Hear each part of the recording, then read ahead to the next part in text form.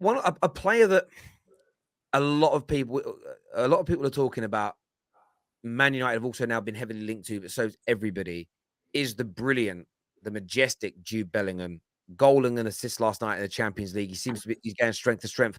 What's your latest understanding of him, and who are the Premier League front runners in your opinion to sign him? Liverpool are the front runners in the Premier League, and Real Madrid are with them in the race outside of the Premier League. But as you say, there's lots of clubs that naturally are tracking Bellingham. Manchester City are in there. Chelsea will enter the race more seriously. Manchester United are also on the radar too. And I think that this is just normal because you've got somebody who's 19 years of age who has scored now in 3 straight Champions League games, captained his team as well at the age of 19, the youngest Champions League captain. So what are you getting in Bellingham? You're getting a phenomenal talent. You're getting a goal scorer. You're getting a leader. You're getting a creative player. You're getting somebody that is tough, both physically and mentally.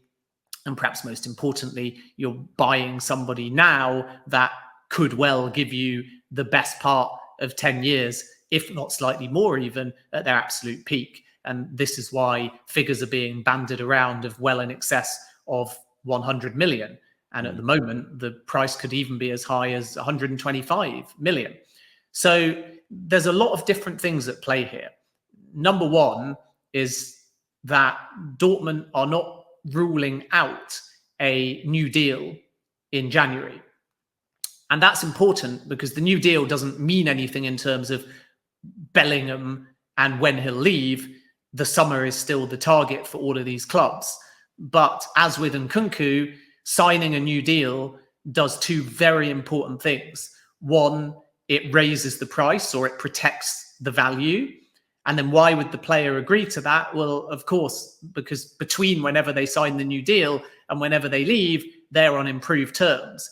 And if that is a very short period of time, such as January to the summer, then from Bellingham's point of view, it gives him an extra chip to negotiate with. Because if suddenly the new deal elevates the wages to, let's just say, 450,000 quid a week, when you negotiate with clubs that want you, you ask for that on a par as far as your personal terms are concerned. So the player's agent will often encourage the player to sign, even though it actually then means that the clubs chasing after that player will have to pay a little bit more. But it can guarantee the player gets amply rewarded in the second half of the season, but also goes to a new club on even better terms because it's never going to be a pay cut.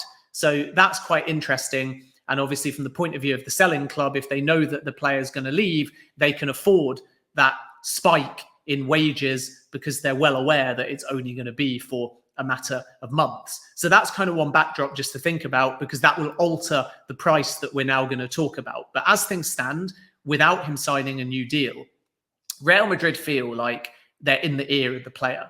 And they believe that him not signing a new deal is all part of a long-term plan to get him over to La Liga by the summer. And they think they have done the legwork. And I can tell you that Ancelotti has had a direct conversation with the player, and they are constantly over watching him and developing relationships, because signing a player of Jude Bellingham's quality is about all kinds of things, including making the player feel welcome away from football, showing him where he's going to live, telling him about the perks away from playing, introducing him to other people that are his age that he might develop relationships with. Because players like that, especially the big names, they want to know that they're walking into a dressing room where they're going to have a few relationships, where they're going to feel at home, where they know who they're going to be living next door to. And fans listening may say, well, how's that relevant? They're going to judge it based on how well the team's playing and who pays the most. But it's all these little marginal things. And Liverpool in particular and Real Madrid do that so well. They make sure that they spend time with the family, not just the player. They spend that extra day overnight. They travel to smaller teams on away days to almost show a commitment that we've traveled not just to your home games, not just to your big games, but we've gone to your away games and we've sat with your family in the away end, and we've maybe not even spoken about the deal. It's all just about fostering those personal relationships that then add to the decision making. And if you look at Erling Haaland, what did he say when he joined Manchester City, or what has now become apparent? He had a scoring system. So coming back to what we were talking about with data before, it's not only the clubs using data, it's the players and their agents. And Haaland had a scoring system. So he made the decision a bit less personal. And Bellingham may do the same. He might line up all of his options and say, who's put in the most commitment? Who does my family like the most? Who has shown me the most about where I will be living? Which dressing room is the friendliest? Who's invited me into a WhatsApp group with players that are my age, and so on? And that is the human aspect to a deal. And there may well be a score or an influence based on that.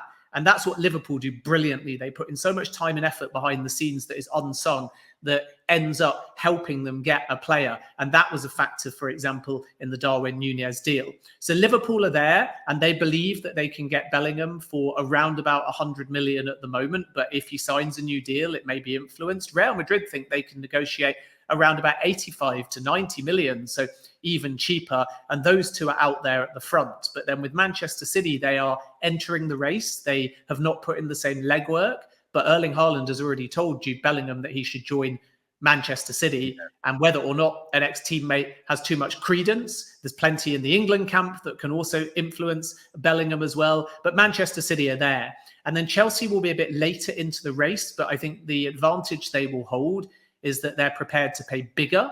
And also they are prepared to structure the deal in a way that is massively beneficial to Dortmund. But they still would have to get the player buy-in, which is why they are further behind in the race. And Manchester United believe that they can also be a serious contender. But one thing I would say finally on this is that Bellingham wants instant Champions League football. So where Manchester United are come January, as he starts to think about his decision, is going to be important. Because if they're 6th, 7th in the table, if it's not guaranteed, at that point, they will be out of the race, assuming Bellingham goes in the summer, because he will not move to a club that will not give him Champions League football instantly in the 23-24 season. And that makes perfect sense. And I think that in terms of whether, and I think the same thing goes for Liverpool. And I think this is why Liverpool fans have got to be putting pressure on the club to buy in January. Pressure maybe on Klopp to change systems, drop a few players that are underperforming, because as great as Liverpool have been, if Bellingham suddenly looks at it and says that you're on a decline, if the unthinkable happened and they didn't make the top 4, they're not going to go there. And Liverpool are a little bit of a skinflint club at the highest level anyway. They don't like to spend as much if they can. They love to structure the wages different. A lot of it's incentive based. So they have to be in a very strong position. And I think I do feel like Chelsea could be a very, very I think Chelsea could be very potent in this if they start to improve rapidly under Potter, look dangerous, spending other money. City are always going to be key influencers, but then it depends on what midfielders are at the club next year and the position that he's going to play, because that's the slight disadvantage City have is they already have so much quality. Am I going to play straight away? You look at Real Madrid and think, imagine that in just say 3 years' time. Imagine Camavinga, Tchouaméni and Jude Bellingham. You look at that as a midfield. There are a certain demographic of world football that will be very triggered by those 3 young men delivering. There's a part of me that actually wants to see that. Not see them get angry, but like see a group like that deliver and be the best midfield in the world. But I think Chelsea, I wonder what, Arsenal are not linked to him, but if Arsenal keep improving and moving forward the way they are this year, could Arsenal enter the race and have a chance of getting him if they're title contenders back in the Champions League? I don't think so. For some reason, they've got other priorities, and that might be because of the price tag.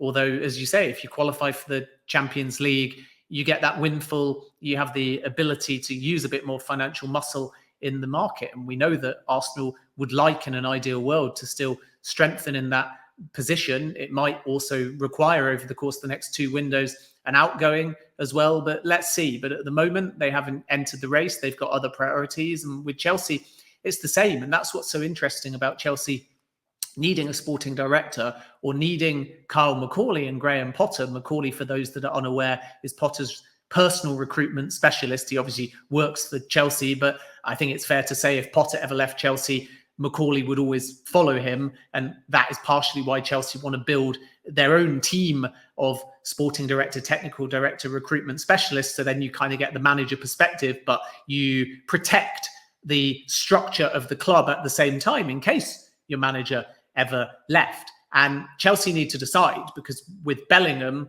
he is somebody that they appreciate, but Declan Rice has always been their priority. And with Arsenal, again, there's been other names that they have looked at, not Jude Bellingham for now, but it's kind of one of those when he's only 19 and he's getting better game on game on game.